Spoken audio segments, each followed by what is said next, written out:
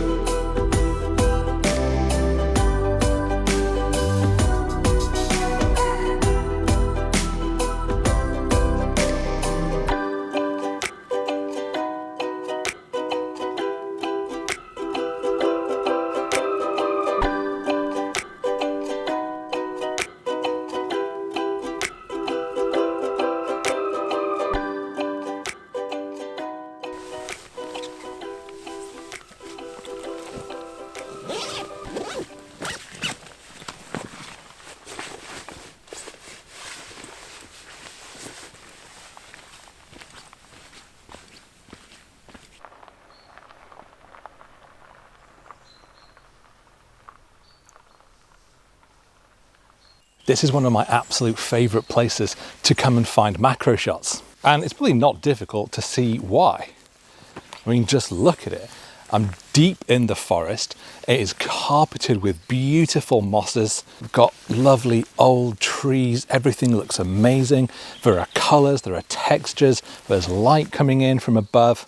There's nice shadows down below. It is something of a photography playground. We've had a little bit of rain in the past few days, so I have found a few like mushrooms starting to poke through, and I have seen some bigger ones which could have looked quite nice, but some of them have been eaten away by insects or animals and stuff around here. So the ones I have found so far haven't looked particularly photogenic. Actually, while I've been talking, I found a little red cap. Oh yeah. Okay, let's get some photos. This feels like a really lucky find because so many of the other mushrooms, as I was saying, are kind of a little bit destroyed. They've been eaten, and there are a couple of little chunks out of this, but for the most part, it looks great. We've got this vivid, vibrant red cap, which stands out so well against all of these green mosses. We've got a lovely white stalk. I think it looks really good. So I'm going to shoot this on my 35mm, is that I want to kind of provide a little bit of context for where the mushroom is. But I also really like this with the natural light because it's quite an overcast day and we haven't got a lot of like harsh light coming in through the trees. Everything's very like flat and soft. And so what you're seeing now is the shot that I'm currently looking at getting. I've got my camera as low to the ground as I can. I've got the mushroom itself positioned in sort of the right third of the frame, and that's providing all of this background to really kind of tell what I think is the story of this mushroom. It's growing just in the undergrowth, in all of this debris and moss, with this amazing forest falling away behind it. It's the sort of shot that I think if I just went in up close on the mushroom by itself, I think you'd lose the story of this mushroom, where it is, where it's come from. Maybe I'm overthinking that a little bit, but you get the idea. But I want to still make sure that I get a nice shallow depth of field because I really want to kind of maintain that nice airy feel. Just as an example, if I took this shot, let's say at f11, to kind of maximize sharpness on the mushroom, I don't dislike it, but we see so much of the background that it ends up looking a little bit cluttered, and I don't think the mushroom stands out in quite the same way. Similarly though, if I go all the way up to f1.8, I think we lose a little bit too much of that background. I do quite like it, but I think somewhere instead, maybe at f2.5. Let's have a quick look. Yeah, something like that, where you still really kind of get the impression of trees in the background, but it's not just one huge blur. So I'm going to have to go f2.5. I'm going to be at an 80th of a second for my shutter speed.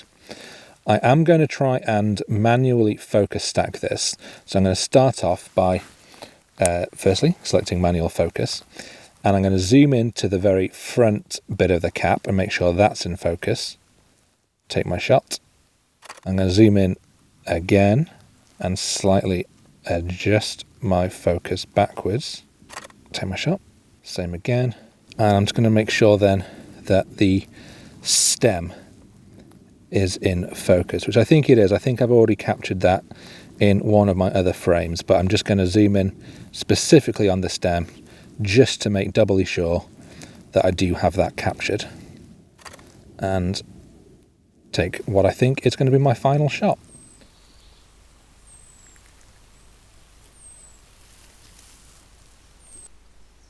I do really like this image because we've just got this beautiful blanket of green underneath the mushroom. It really shows where it's sitting, but I might try a little bit closer, but as a vertical composition this time. But I'm going to make my life a little bit easier, and I'm going to use the autofocus bracketing on my camera. That's just going to automatically take different images, moving the focus point throughout the scene so that I don't have to do it manually. I can just let the camera do its own thing. Not all cameras have this, mine does, and so why not use it? So I'm going to go focus bracketing, enable, number of shots. I'm going to do a lot of shots just to make sure that I get every single one that I need. I'm going to do 85. Starting my autofocus at the closest point in the bottom of the frame. But actually this time I am going to go F2. I'm just going to slightly open up that aperture. Focus, and the camera does the rest. And I'm just going to slightly refine my composition, slightly backed away. Actually, putting the mushroom much more in the bottom third of the frame, right on that line, because again I'm trying to kind of maximize that negative space, which really kind of emphasizes how small this mushroom is in the context of the forest. So focus.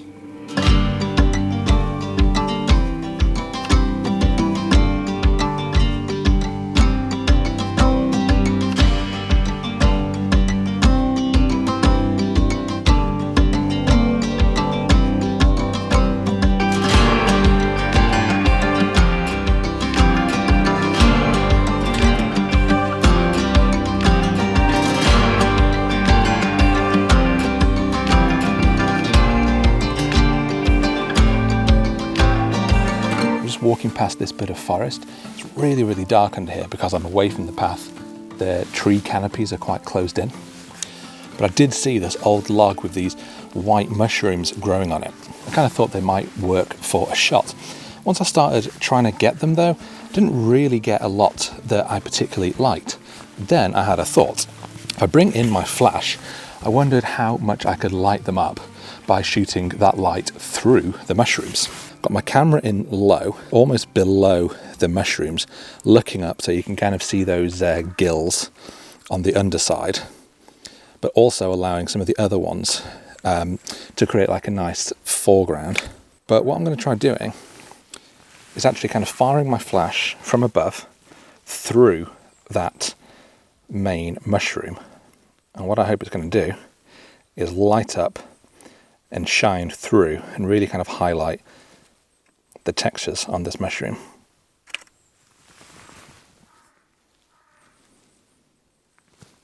Oh, I really like this. It gives such a cool look. Yeah, it lights up the mushroom. Those fins really stand out. Fins, gills, whatever they're called. And also having the flash almost in frame kind of gives a nice sort of like haziness. So it really kind of gives the impression of that light cascading down. Maybe it's coming from above the trees.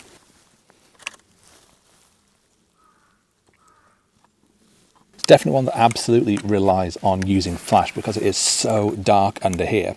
There's no actual natural light falling, well, very little, and there's certainly no direction to that light. So without flash, this would be a very flat, very boring shot.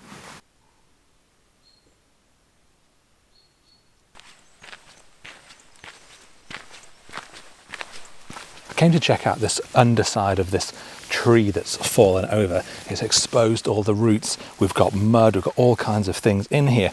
But in particular, I found a really nice fungus. And it's one that's all orange and fiery, and I know it has a name and I cannot for the life of me remember what it is. But that's not going to stop me trying to get a photo of it. I'm going to keep this fairly simple. I'm just going to hand hold my camera. Got my 35mm macro lens on. Tidy up a couple of these dead twigs. Shooting a little bit further away.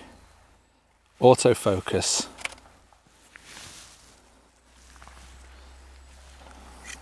Actually, the more I'm shooting this, the less I'm liking it. It's not a great composition. A fairly boring shot, to be quite honest, but you know.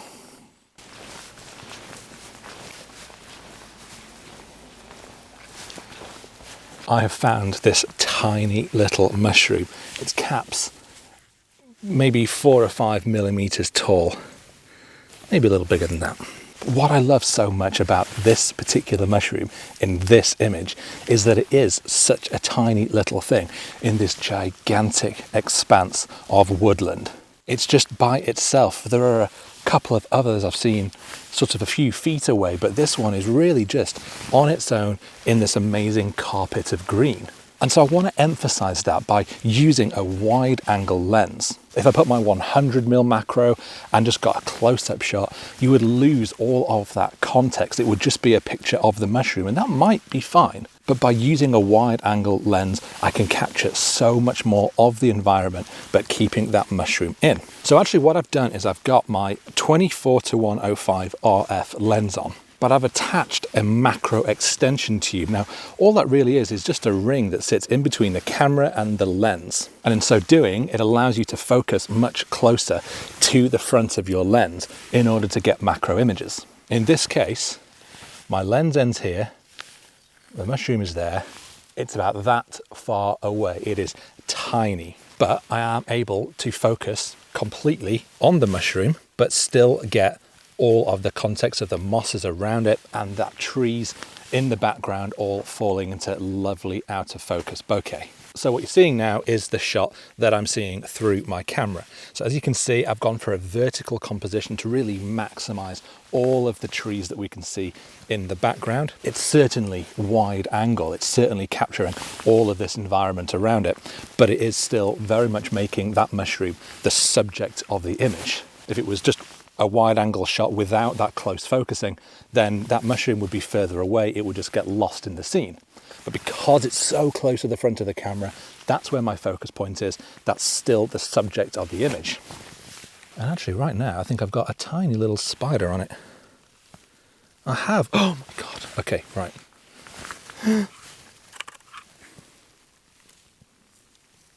Oh, that would have been so great if I could have got it hanging off. I didn't notice. I wasn't looking at the screen. Oh, it's a slight missed opportunity, I think. That's what I get for not paying attention.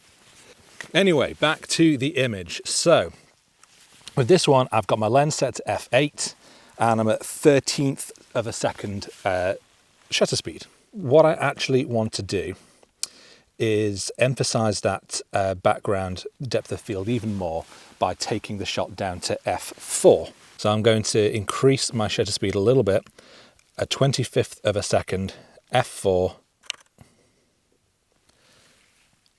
And I do like that, but I do think that what we're going to have to do is focus stack. So I'm going to do this manually. So I'm going to start off by taking one shot where I've kind of focused towards the back of the mushroom, take my image, and then I'm going to take another one. I'm going to zoom in. I'm not actually changing the focus ring. What I'm doing is slightly just pulling the camera back by the narrowest of millimeters, because that focus point is so narrow that that is really all I need to do to get the shots in focus. And then hopefully that should be an easy task of just blending those together and hopefully having a sharp image. But I'm going to try one also using my flash. So what I'm doing is changing my aperture to f13 to hopefully get a lot more of the mushroom in focus, so I don't need to focus stack. And I've got my shutter speed at 20th of a second. In fact, I'm going to drop that a little bit because I'd like to try and keep some of that background light coming in. Again, manually focusing. And I'm just going to take a few, moving my flash around a little bit, just experimenting with kind of seeing what it looks like.